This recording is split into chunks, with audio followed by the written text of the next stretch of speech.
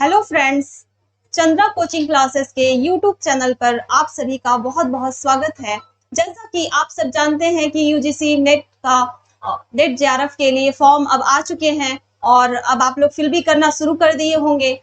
तो इसी क्रम में हम नेट और जेआरएफ के लिए फर्स्ट पेपर स्टार्ट करने वाले हैं, शिक्षण अभिवृत्ति टीचिंग एप्टीट्यूड।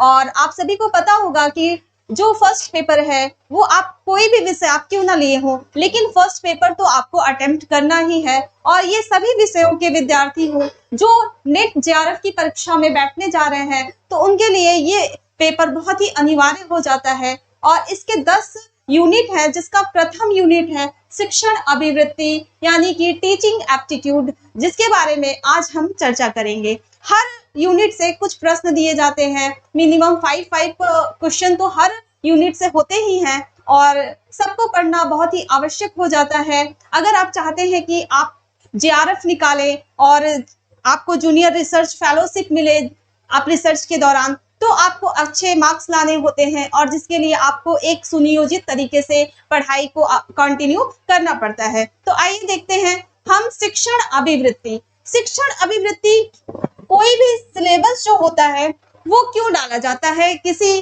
पाठ्यक्रम में क्यों सम्मिलित किया जाता है। आप हायर में टीचिंग के लिए आप अप्लाई करने वाले हैं। अगर आप यूजीसी नेट जेआरएफ क्वालिफाई करते हैं तो आप ग्रेजुएट और पोस्ट ग्रेजुएट में एक प्रोफेसर के तौर पर नियुक्त होंगे और आपके अंदर ये गुण होना चाहिए कि आपको शिक्षण आनी चाहिए। तो इसी के लिए इसमें आपके नेट के फर्स्ट पेपर में पहला ही यूनिट है आपका शिक्षण अभिवृत्ति। ये शिक्षण अभिवृत्ति आखिर होता क्या है? शिक्षण अभिवृत्ति, शिक्षण का अर्थ होता है, क्लार्क ने कहा है, शिक्षण के द्वारा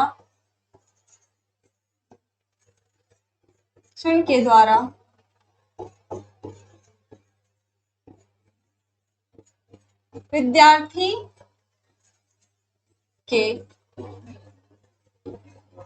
व्यवहार में परिवर्तन लाया जा सकता है।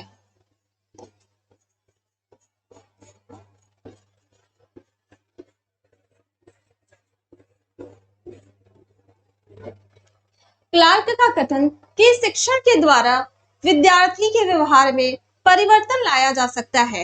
ये परिवर्तन कैसा होगा? इसमें रायबर्ग ने शिक्षण के 3 पक्ष माने हैं, इसको ध्यान में रखिएगा। रायबर्ग ने शिक्षण को कहा कि शिक्षण एक त्रिध्रुवीय प्रक्रिया है। शिक्षण त्रिध्रुवीय प्रक्रिया है, इसको आप ध्यान में भी रखिएगा। त्रिध्रुवीय प्रक्रिया को मानने भी सभी ने माना है कि शिक्षण एक त्रिध्रुवीय प्रक्रिया है। त्रिध्रुवीय प्रक्रिया मतलब है कि इसमें एक शिक्षक होते हैं, उसके बाद विद्यार्थी होते हैं और एक पाठ्यक्रम होता है।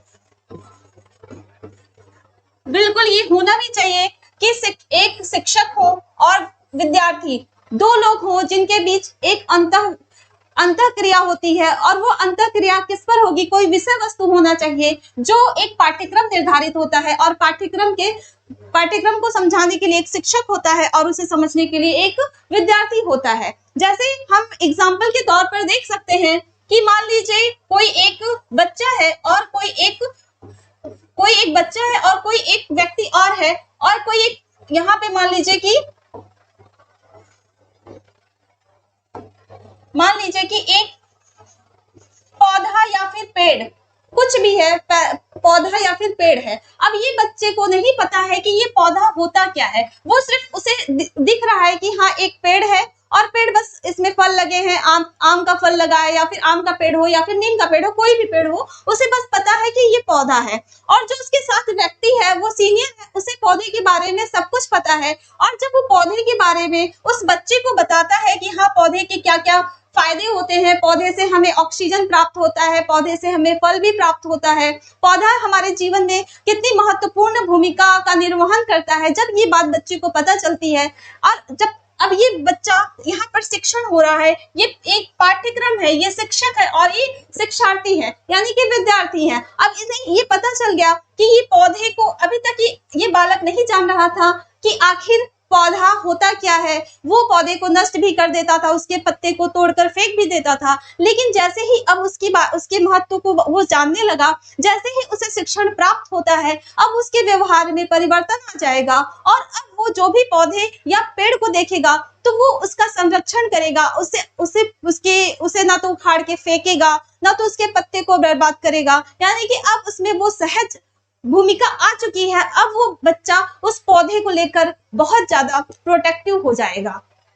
तो ये तो है शिक्षण। रायबर ने कहा शिक्षक, विद्यार्थी, पाठ्यक्रम, यानी रायबर ने त्रिध्रुवीय शिक्षण के पक्ष बताए हैं। और इसी क्रम में ब्लूम ने शिक्षण के 3 पक्ष उन्होंने भी बताए हैं। उन्होंने कहा कि शिक्षण अगर है,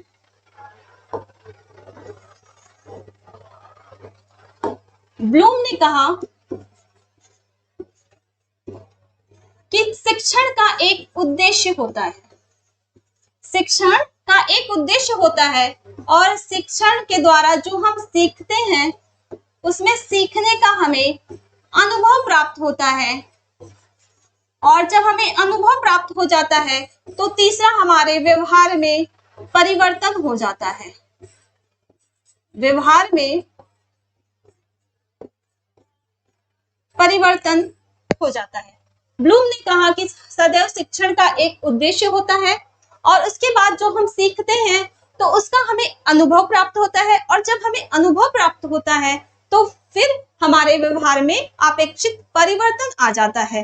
आखिर शिक्षण की विशेषताएं और उद्देश्य, उद्देश्य क्या होते हैं शिक्षण के? यहाँ पर हमने देखा कि शिक्षण का एक उद्देश्य होता है, और हम ये सुनते भी कि हाँ शिक्षण का एक उद्देश्य होता है। क्या उद्देश्य होता है शिक्षण का? शिक्षण का उद्देश्य हमारे व्यवहार में परिवर्तन करना होता है। किस प्रकार का?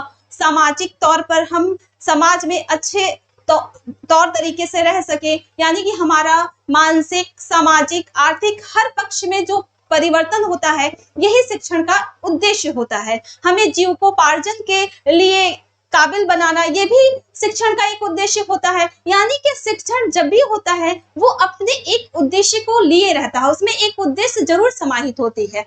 और शिक्षण की विशेषताएं क्या क्या होती हैं, आइए देखते हैं। शिक्षण की विशेषताएं,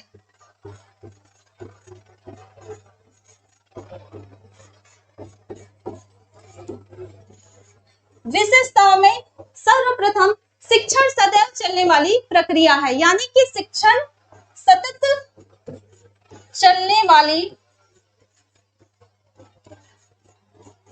प्रक्रिया है।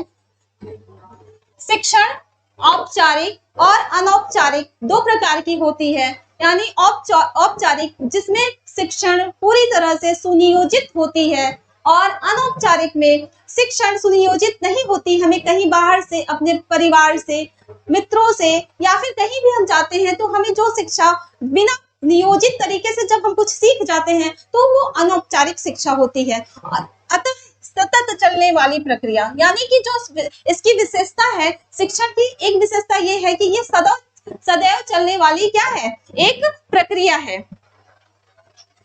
शिक्षण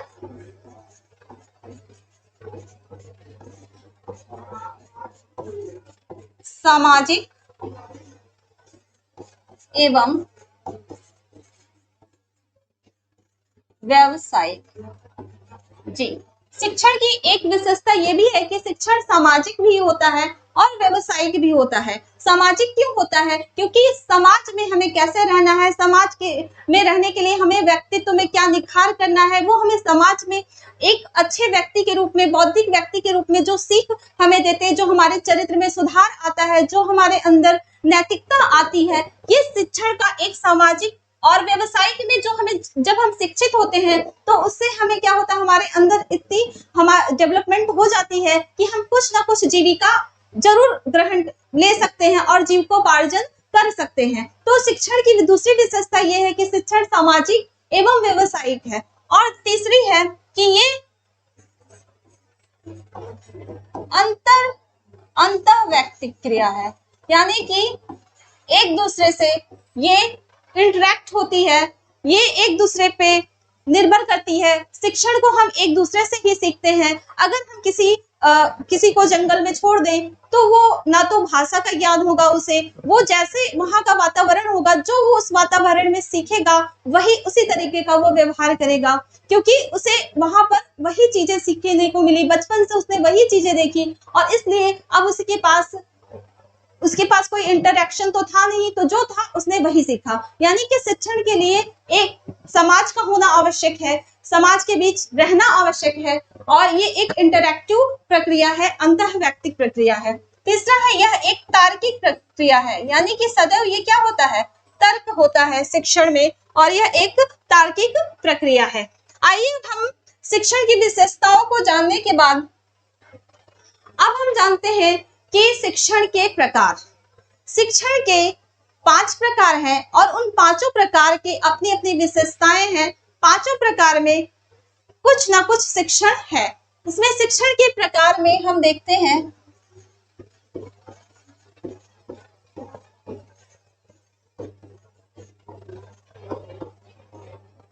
शिक्षण के प्रकार। शिक्षण का पहला प्रकार है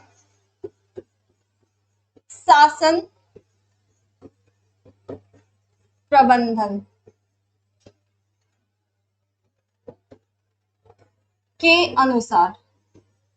शासन प्रबंधन के अनुसार या शासन व्यवस्था के अनुसार शिक्षण के 2 प्रकार होते हैं। एक होता है निरंकुश शिक्षण और दूसरा होता है हस्तक्षेप रहित शिक्षण।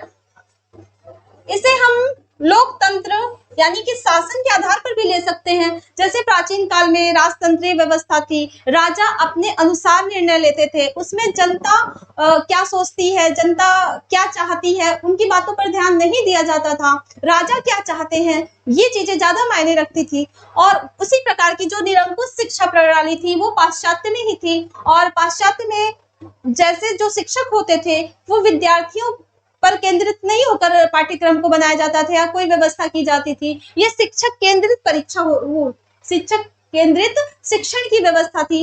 इसी को हम निरंकुश शिक्षण के प्रकार में लेते हैं। दूसरा है हस्तक्षेप रहित। हस्तक्षेप रहित शिक्षण में इसमें शिक्षार्थी यानी विद्यार्थियों के भावनाओं को, उनकी आवश्यकताओं को ध्यान में रखकर शिक्षा की व्यवस्था की जाती है, जो आज वर्तमान में हमारे भारतीय शिक्षा प्रणाली में निहित है।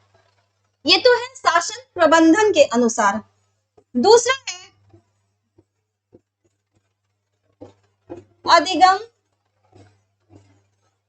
के स्तर। अधिगम के अनुसार ये मोस्ट इंपॉर्टेंट है, इससे प्रश्न भी आपके बनते हैं। अधिगम के स्तर पर शिक्षण को 3 भागों में बांटा गया है और ये 3 भाग हैं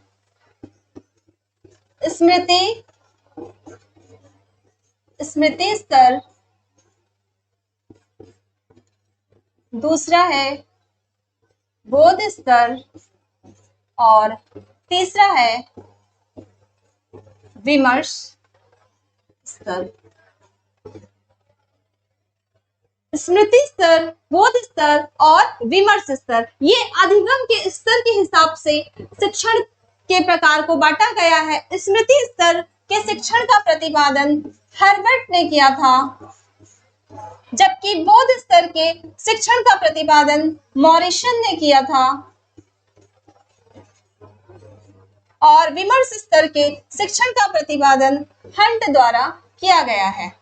ये होता क्या है, इसे नाम से भी स्पष्ट हो रहा है, स्मृति स्तर यानी इसमें रटने पर ज्यादा जोर दिया जाता है और ये अवस्था छोटे जो बच्चे होते हैं यानी जो प्राइमरी लेवल के बच्चे होते हैं उनमें ये गुण विकसित किया जाता है, जैसे वो चीजों को रट सके, कंठस्थ कर सके, क्योंकि उस समय उनमें गुण निहित होता है, वो चीजों को नहीं समझ सकते। और जैसे जैसे वो धीरे बड़े होते हैं और जब वो जूनियर लेवल पे जाते हैं 6, 7, 8 या 9, 10 के बच्चे, अब वो चीजों को उनमें बोध विकसित हो जाता है। अब वो पाठ्यक्रम को, विषय वस्तुओं को समझने लगते हैं, न सिर्फ पढ़ते हैं बल्कि अब उनमें समझ भी विकसित हो रही है, किसी चीज को वो अपने से संबंधित भी कर लेते हैं, किसी चीज को बहुत अच्छे से समझ भी लेते हैं, यानी कोई विषय वस्तु अगर है तो। और विमर्श स्तर ये हम हायर लेवल में देख सकते हैं, ग्रेजुएशन या फिर पोस्ट ग्रेजुएशन के जो बच्चे विद्यार्थी होते हैं वो विषय वस्तुओं पर अब चर्चा भी करते हैं, उस पर विचार करते हैं, उसकी आलोचना करते हैं और उस पर क्या होना चाहिए अपने नए विचार भी प्रकट करते हैं। अब उनमें सृजनशीलता आ चुकी है, अब वो नए सिद्धांत भी प्रस्तुत कर सकते हैं, नए चीजों पर विचार विमर्श, मतलब उनमें अब वो डेवलपमेंट हो चुका है। ये विमर्श स्तर की शिक्षा प्रणाली है। तो ये तीन है, एक स्मृति स्तर, बोध स्तर और विमर्श स्तर, ये है अधिगम के स्तर के हिसाब से। अब आइए तीसरे में देखते हैं।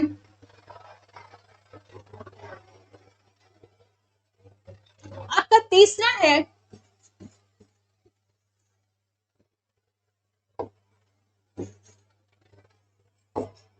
शैक्षणिक प्रबंधन के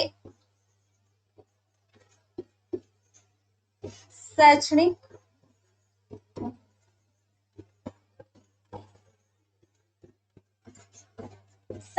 प्रबंधन के अनुसार भी शिक्षण के तीन प्रकार हैं। पहला है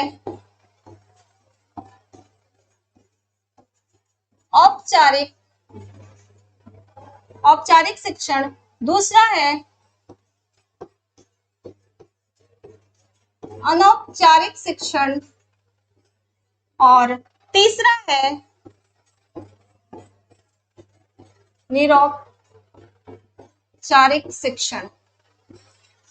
औपचारिक शिक्षण के तहत ये पहले से ही सुनियोजित होती है, पहले से ही इसमें उद्देश्य निर्धारित होते हैं। जैसे हम कह सकते हैं वर्तमान में जैसे स्कूल है, कॉलेज है, संस्थाएं, मतलब इसमें पहले से ही संस्थाएं होती हैं। इसमें आयु निर्धारित होता है कि प्राइमरी लेवल के बच्चे नर्सरी, उसके बाद प्राइमरी, उस जूनियर लेवल के बच्चे 6 to 8, मतलब इस तरीके से पहले से ही सुनियोजित होती है औपचारिक शिक्षा। कितने से इतने आयु के बच्चे यहाँ पढ़ेंगे, इसमें जाएंगे, धीरे धीरे उनका बचपन से लेकर बड़े तक का क्रम पहले से ही निर्धारित होता है। वो उस तरीके की शिक्षा को हम औपचारिक शिक्षा कहते हैं, जो आजकल वर्तमान में सभी लोग, अधिकांश लोग इसी प्रकार की शिक्षा को ग्रहण करते हैं।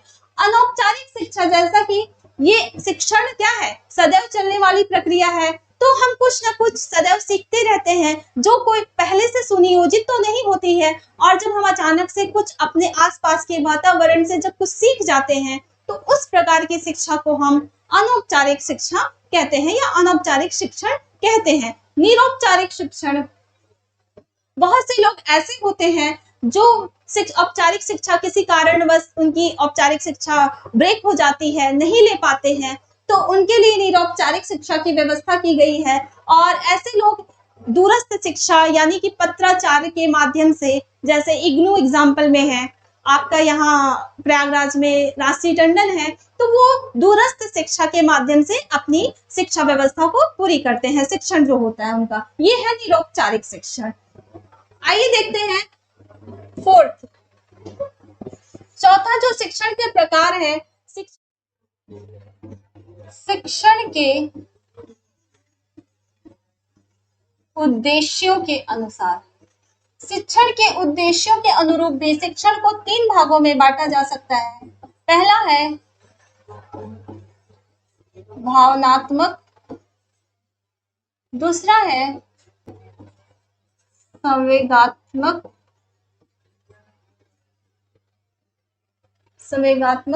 और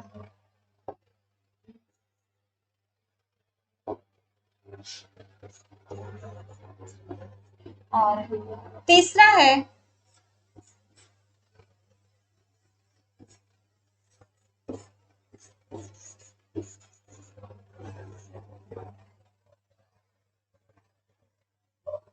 ज्ञानात्मक। भावनात्मक के तहत हमारे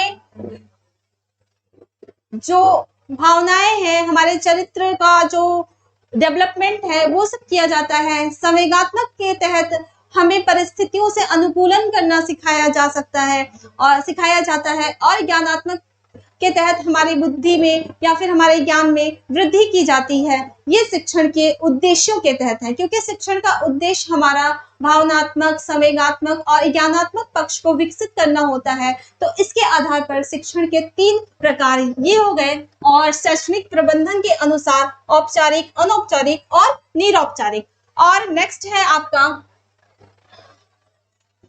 क्रिया के अनुसार।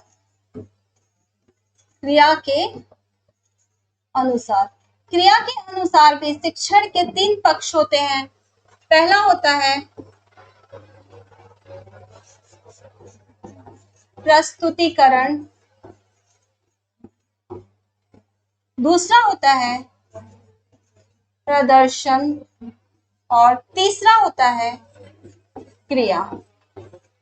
प्रस्तुतिकरण के माध्यम से किसी चीज का हम प्रस्तुतिकरण करके शिक्षा देते हैं, या प्रदर्शन करके शिक्षा व्यवस्था शिक्षण की जाती है, या फिर क्रिया। ये क्रिया के अनुसार जो शिक्षण व्यवस्था या शिक्षण दी जाती है, ये हमारे रोजगार के लिए सृजित की गई है, यानी ये क्रिया के अनुसार शिक्षण की व्यवस्था होती है। ये तो है आपके शिक्षण के प्रकार। और शिक्षण के प्रकार को आप ध्यान से एक बार फिर से देख लीजिए। शिक्षण के प्रकार 5 प्रकार के हैं। पहला है आपका शासन प्रबंधन के अनुसार, निरंकुश और हस्तक्षेप रहित। उसके बाद है अधिगम के स्तर पर, स्मृति स्तर, बोध स्तर और विमर्श स्तर। स्मृति स्तर हर्बर्ट, बोध स्तर मॉरिसन ने इसका प्रतिपादन किया और विमर्श स्तर को हंट ने बताया। उसके बाद आपका आता है शैक्षणिक प्रबंधन के अनुसार, यानी कि जो संस्थाएं होती हैं वो उनके अनुसार जो शिक्षण है वो 3 प्रकार की होती है, औपचारिक, अनौपचारिक और निरौपचारिक। और शिक्षा के उद्देश्यों के अनुसार आपके 3 प्रकार की शिक्षा होती है, जो हमारे शिक्षण के जो उद्देश्य होते हैं, भावनात्मक, संवेगात्मक और ज्ञानात्मक। और इसके बाद आपका जो टेक्स्ट है वो है क्रिया के अनुसार प्रस्तुतिकरण करके शिक्षण किया जाता है, प्रदर्शन करके शिक्षण किया जाता है, और कुछ क्रियाएं दी जाती हैं जिसके अनुरूप शिक्षण किया जाता है। आइए देखते हैं शिक्षण के सिद्धांत और शिक्षण के सूत्र। ये इंपॉर्टेंट है, इसको भी आइए हम लोग देखते हैं।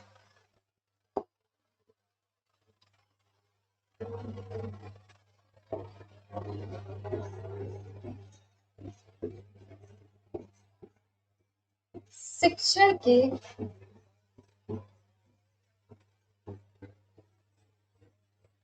सिद्धांत। शिक्षण का सिद्धांत शिक्षक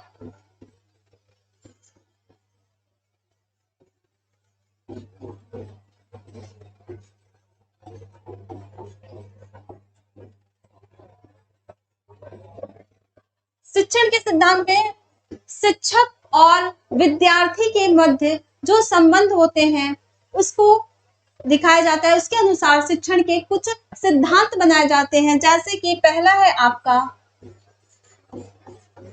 अभिप्रेरणा। अभिप्रेरणा का क्या मतलब होता है? अभिप्रेरणा का मतलब होता है किसी को प्रोत्साहित करना।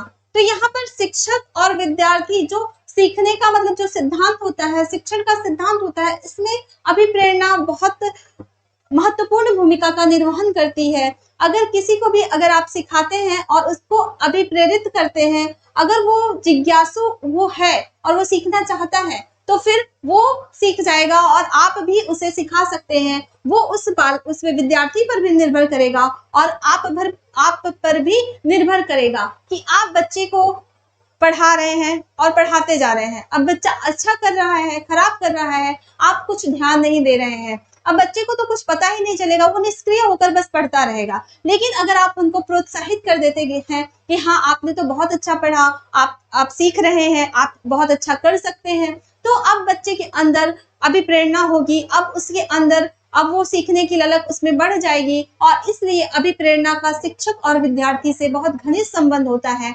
और इसलिए अभिप्रेरणा सिद्धांत की भी रुचि का सिद्धांत।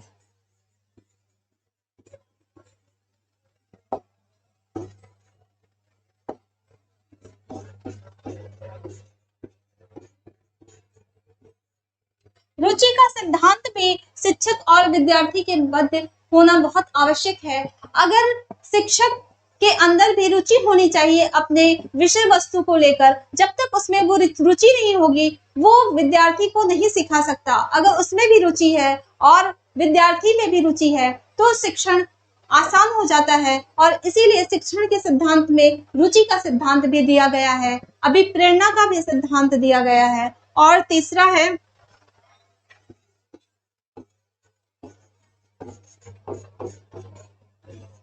अभ्यास का सिद्धांत।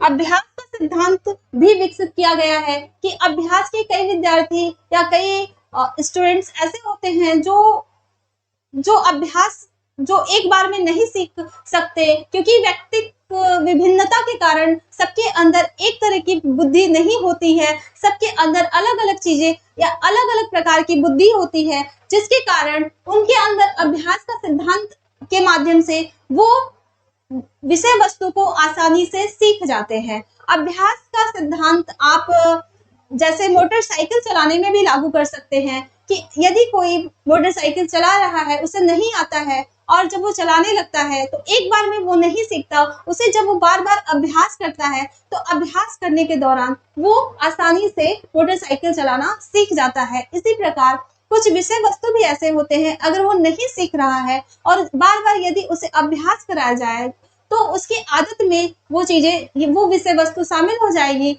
और फिर वो आसानी से उस विषय वस्तु की जानकारी प्राप्त कर लेगा। अब उसमें कठिनाई उसे अनुभव नहीं होगी, क्योंकि ये व्यक्तित्व विभिन्नता होती है, सभी के पास एक प्रकार की बुद्धि नहीं होती है, सबके पास अलग अलग विशिष्ट योग्यताएं होती हैं, जिसकी वजह से ये अभ्यास का सिद्धांत भी विकसित किया गया है।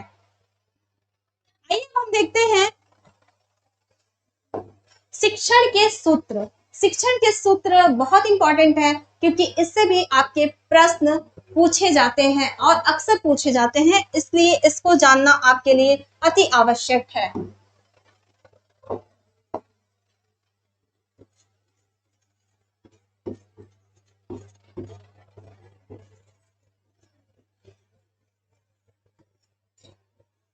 शिक्षण के सूत्र सिर्फ परीक्षा में पूछे जाते हैं, इसलिए आवश्यक है जानना, लेकिन इसके साथ ही साथ आप एक अध्यापक बनने जा रहे हैं, आप एक प्रवक्ता बनने जा रहे हैं, जिसके लिए आपको ये जानना जरूरी होता है कि शिक्षण के सूत्र क्या है। हमें बच्चों को जो पढ़ाने का तरीका है वो हम किस तरीके से पढ़ाएं कि वो जल्दी से जल्दी अधिगम कर ले या जल्दी से जल्दी सीख ले, और यही शिक्षण का सूत्र हमें बताता है कि हम कौन कौन से तरीके अपना सकते हैं जिसके माध्यम से कोई बच्चा जल्दी सीख जाए। तो आइए देखते हैं, पहला है आपका ज्ञात से अज्ञात की ओर। दूसरा है पूर्ण से अंश की ओर। तीसरा है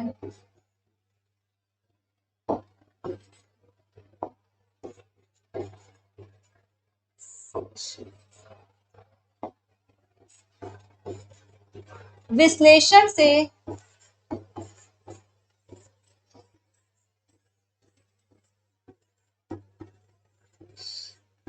विश्लेषण। चौथा है स्थूल से सूक्ष्म।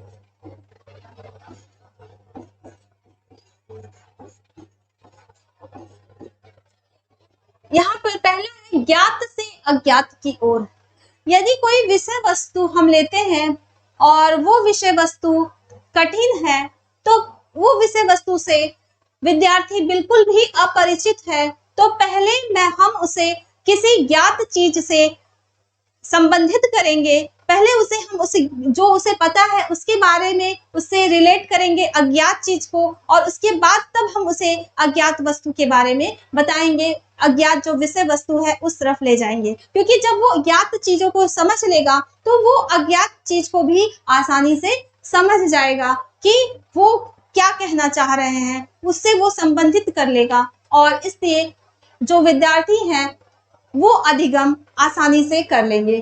पूर्ण से अंश की ओर शिक्षण का दूसरा सूत्र ये है कि आप, अब ये सूत्र आपको कहाँ लागू करना है ये आपको पता होना चाहिए, क्योंकि हर सूत्र हर जगह, अब पता चला ज्ञात से अज्ञात की ओर ये सूत्र आप हर जगह लागू कर दें तो ऐसा नहीं है, क्योंकि हर सूत्र कहाँ लागू होगा ये आपको पता होना चाहिए। जैसे पूर्ण से अंश की ओर, जैसे कोई विषय वस्तु ऐसी है, अगर आप उसे छोटे छोटे उसमें हेडिंग्स में बताएंगे या छोटे छोटे टुकड़ों में इकाई में तोड़कर बताएंगे तो हो सकता है कि विद्यार्थी कंफ्यूज हो जाए, आप क्या बताना चाह रहे हैं वो न समझ पाए। कुछ विषय वस्तु ऐसे भी होते हैं, तो उस विषय वस्तु को पहले आप पूर्ण रूप से उनको समझा देंगे कि ये है क्या, और उसके बाद उस विषय वस्तु से पूरी तरह परिचित कर देंगे, और उसके बाद आप उसे इकाइयों में फिर बताएंगे। और विश्लेषण से संश्लेषण में भी यही है कि पहले आप इकाई में चीजों को विभक्त कर देंगे, और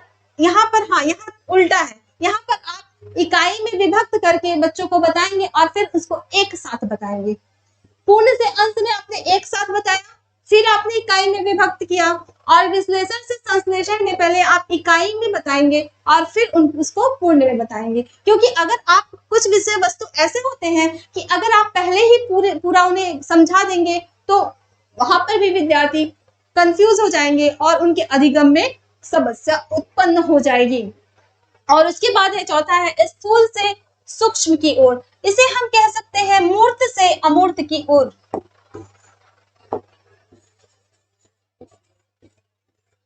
मूर्त से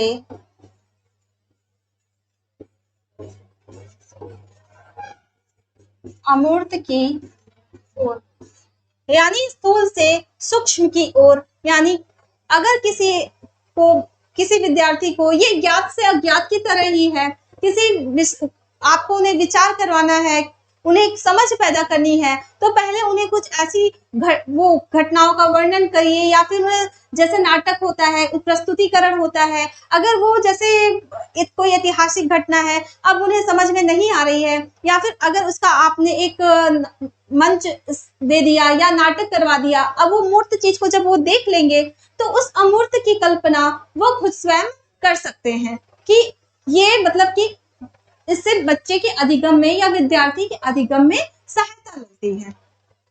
तो ये है शिक्षण के सूत्र, इसको ध्यान में रखिएगा। ज्ञात से अज्ञात की ओर, पूर्ण से अंश की ओर, विश्लेषण से संश्लेषण की ओर, स्थूल से सूक्ष्म की ओर, यानी कि मूर्त से अमूर्त की ओर। और एक है, पांचवा है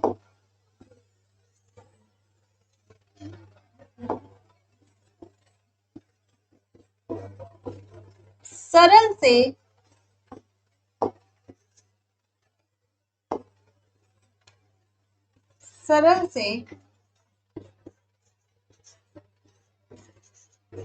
कठिन की ओर। कुछ विषय वस्तु या ऐसे भी होते हैं कि आप तुरंत उस कठिन पहलू को ही अगर सामने रख देंगे अधिगमकर्ता के यानी कि विद्यार्थियों के, तो उन्हें सीखने में बहुत कठिनाई होगी। या अब आप उसे सरल तरीके से पहले बताएंगे और उसके बाद धीरे धीरे कठिन की ओर ले जाएंगे।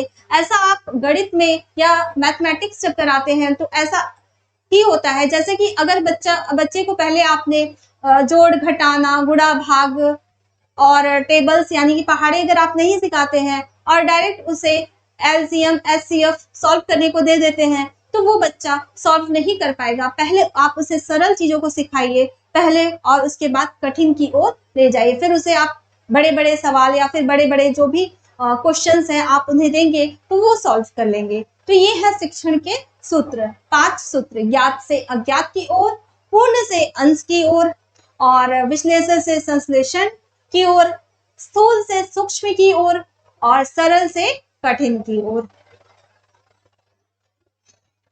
आइए हम देखते हैं नेक्स्ट में, ये भी इंपॉर्टेंट है शिक्षण की विधियां। आखिर शिक्षण की विधियां क्या है? शिक्षण की विधियों में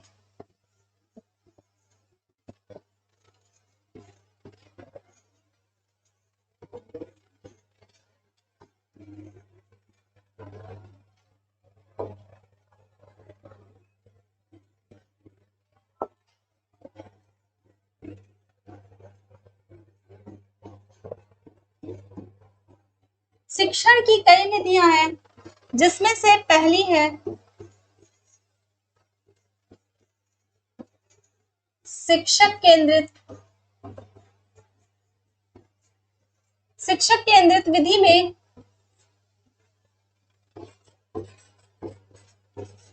व्याख्या विधि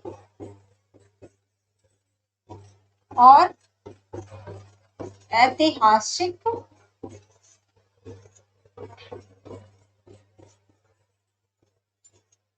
शिक्षक केंद्रित विधि। शिक्षण विधि में पहली विधि है आपकी शिक्षक केंद्रित विधि, यानी शिक्षक केंद्रित विधि में व्याख्या विधि। ये प्राचीन समय में शिक्षक केंद्रित विधि बहुत प्रचलित थी, क्योंकि उस समय पुस्तक वगैरह या लिखने की सामग्री कम होती थी। विषय वस्तु जो गुरु होते थे वो विषय वस्तु को पूरी तरह से पढ़ लेते थे और मौखिक रूप से वो व्याख्या करके अपने ज्ञान को हस्तांतरित करते थे अपने स्टूडेंट्स यानी विद्यार्थियों को। ये प्राचीन समय में बहुत प्रचलित थी और इसके कुछ गुण भी हैं और इसके कुछ दोष भी हैं, क्योंकि मौखिक होता था, व्याख्या विधि मौखिक तरीके से की जाती थी, तो एक तरीके से स्मृति स्तर बहुत अच्छी होती थी। लेकिन कहीं लिखित साक्ष्य न होने के कारण अगर विद्यार्थी कहीं उस चीज को भूल जा रहा है तो उसे याद करने में भी कठिनाई होती थी।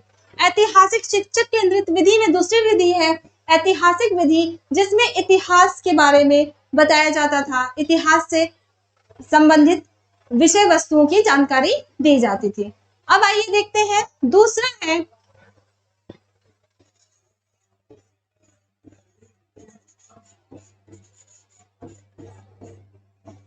विद्यार्थी केंद्रित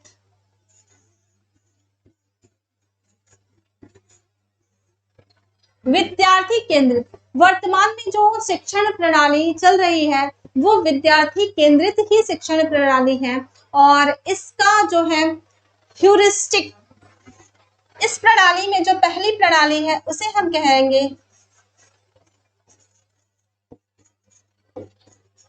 ह्यूरिस्टिक प्रणाली। ये प्रणाली पूछी जाती है, आपके एग्जाम की दृष्टि से भी बहुत महत्वपूर्ण है। ह्यूरिस्टिक प्रणाली का प्रतिपादन आपके आर्मस्ट्रॉन्ग जी ने किया था। ह्यूरिस्टिक प्रणाली, ह्यूरिस्टिक शब्द का मतलब होता है स्वयं को खोजना। ह्यूरिस्टिक जो शब्द है इसका जो अर्थ होता है वो होता है स्वयं से खोजना या स्वयं को खोजना।